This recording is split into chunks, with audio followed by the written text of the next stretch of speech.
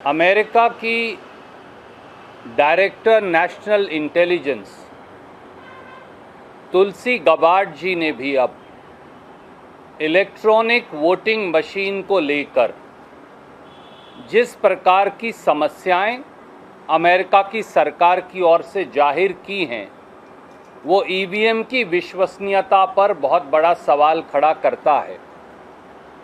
America की director national intelligence तुलसी Gabbard जी ने 3 महत्वपूर्ण बातें कही। पहला, ईवीएम की जो मशीन हैं ये सारी हैकेबल हैं, यानी इन्हें हैक किया जा सकता है। दूसरा, ईवीएम मशीन्स पर विश्वास नहीं किया जा सकता, ये उनकी रिसर्च ने और उनकी एजेंसीज ने अमेरिका की पाया है। और तीसरा, ईवीएम में डाला गया वोट कभी भी बदला जा सकता है बजाय उसके जिसके हक में दिया गया हो।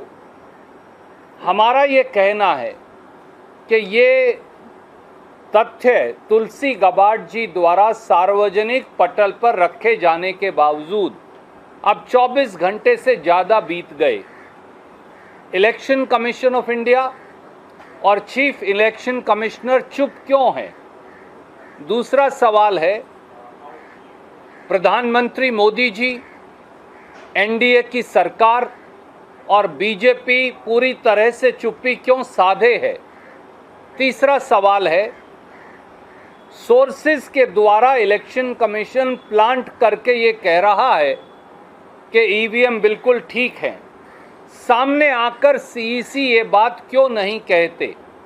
चौथा सवाल, अगर ऐसा संशय वो भी अमेरिका की सरकार द्वारा जांच के बाद बिल्कुल सीधे सीधे साक्ष्यों के आधार पर ईवीएम की विश्वसनीयता को लेकर प्रस्तुत किया गया है, तो क्या भारत सरकार की और इलेक्शन कमीशन ऑफ इंडिया की जिम्मेवारी नहीं कि वो सारे साक्ष्य और तथ्य, वो सारे सबूत और जांच जो अमेरिका की सरकार ने जुटाए हैं उन सब को वो इकट्ठा करते और हमारी ईवीएम से उन सारे साक्ष्य की जांच करते और फिर किसी निष्कर्ष पर पहुंचते कि हमारी ईवीएम गलत है या ठीक? और पांचवी बात, अब ईवीएम का मामला सुप्रीम कोर्ट को क्या इसका सुओ मोटो संज्ञान नहीं लेना चाहिए, क्योंकि निष्पक्ष चुनाव बेसिक स्ट्रक्चर संविधान का हिस्सा है और अगर ये सही है तो निष्पक्ष चुनाव जो है वो प्रजातंत्र का और संविधान का मूल आधार है।